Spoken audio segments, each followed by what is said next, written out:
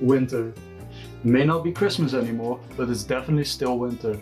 There's one game that captures the theme of winter perfectly, and that's Skyrim. Wait, let me get that real quick.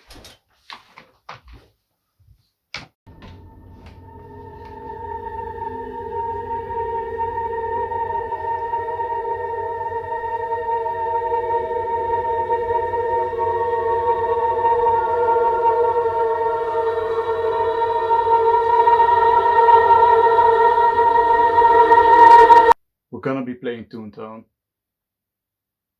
Toontown is a game by Disney Interactive, known for Disney licensed games like Disney Infinity and the Epic Mickey series. The game launched in 2003 and lets you play as a Toon in the hometown of prominent Disney characters Mickey and Donald. It received moderate success, even spawning a trading card game series and several conventions that are still continue to be held to this day by fans. Sadly, Toontown's popularity started to dwindle in the late 2000s, with it ultimately shutting down in 2013. Disney didn't see much profit in Toontown and other Disney MMOs, so they decided to shift their focus to Club Penguin. Luckily for us, a fan-made server was opened in 2014 called Toontown Rewritten. That's the one we'll be looking at today. When starting up the game, you see the sick opening cinematic made by Toontown Rewritten team for the new expansion. Once in, you can create your own monstrosity that will be your avatar in the game. Just shuffle the name and you'll be ready to go. So the first thing you should do is change the movement keys because they are mapped to the arrow keys. Once changed, you'll be greeted by Bootleg Goofy who will explain the enemies called I'm not saying it. COGs to you. After that, your weapons are introduced. These consist of gags which your player can use to damage your COGs with. Also introduced is a laugh meter, your health meter. Goofy is interrupted when he sees one of the COGs outside of his house and asks if you can take him out. When confronting him, he immediately uses the First Amendment to legally threaten you and combat begins. So here's the thing about Toontown combat. It's slow. It uses turn-based combat in which you use your gags to defeat the enemy. These gags are consumed or used and will have to be rebought when your supply drops to 0. You can also be joined by up to 3 other players to beat your enemy, but be wary, cause COGs can do the same thing.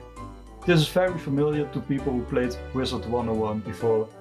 What makes its combat slower than other turn-based games, however, is how long everything takes. Animations, especially death animations, are longer than most games and can be skipped. When you win a battle with other players, for example, you have to go through the victory stats of other players without a way to speed it up. Anyways, when beating depressed Peter Griffin, Tutorial Tom from earlier will bend space and time to his will and pop out of a hole he made right in front of you. Instructing you to go to the headquarters, you have no other way than to obey the orders of this Lovecraftian being. Inside the headquarters sits Harry, who will give you a sticker book, which will act as your menu. Outside of the headquarters, a dog named Flippy will teach your mute Toon how to speak and complex physical tasks like waving. After obtaining a sword and shield, the courier will let you pass and wander into Toontown Central. This is the main hub of the game with activities galore. You can play in one of the most annoying fishing minigames I've ever played and sell the abominations you caught to the nearby pet shop. You can also join someone's party and, well, that's a bit unfortunate. But by far the best thing to do here are the trolley games. These short minigames can be played by either yourself or someone that was with you on the trolley and will reward beans when finished. Beans are the main currency in Toontown and can be used to buy gags and a variety of other things. The minigames you can play vary from pretty cool to how do you play this? After playing some minigames, a dog will ask you to defeat some COGs in the streets. This was all well and fine until I ran into one that's level 8 and got 2-shotted. If you die in this game, all your laughing gags will disappear and you'll be teleported to the nearest playground. To speed the healing process up, treasures can be picked up in the playground. After fighting level appropriate enemies, I was instructed to visit my player house. I actually just noticed that your house will be in the same neighborhood as your alts. The housing system is honestly one of my favorite additions to this game, giving full customizations of the item placement in your house. The items for your house can be purchased from Clarabelle Cow on the phone, the same phone used to glitch outside of the walls. When bought an item, it will be shipped to the mailbox. Speaking of the mailbox, your house also comes with a garden where one can fish, place trees that will eventually grow gags, and adopt a pet that wanders around the compound. For me, this area gives me the most reason to play since I love player housing in games, especially MMOs. Returning to Toontown, the mayor has a few tasks for me, and instead of completing those, I got distracted by the giant tire gate in Central. This gate takes you to Goofy Speedway, where one can buy a car, customize it, and race against others.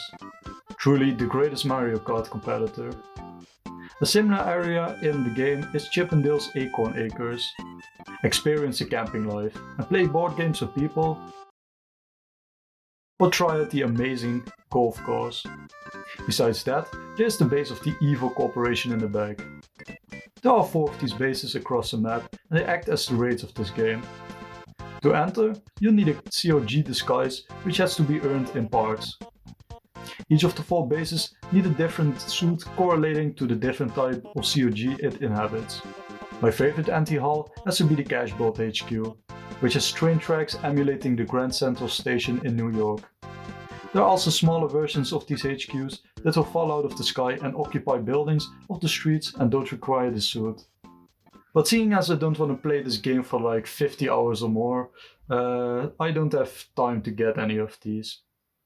So that was Toontown, an MMO clearly targeted towards children. But even as the time go on and these children grew older, they still love the game, and I can see why. Besides its simplistic gameplay and premise, this is a surprisingly varied amount of content and oozes with the Disney charm. The developers did a very good job turning the 2D style from Disney into a 3D environment, especially for 2003 tech. From the way all the buildings curve, to a portable hall being the way to teleport to the different zones. Even loading screens being those intros to the old Disney cartoons is a very nice touch.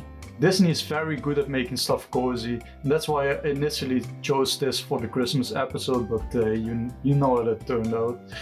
But that's it for today. I wish you all a very late Merry Christmas and a Happy New Year.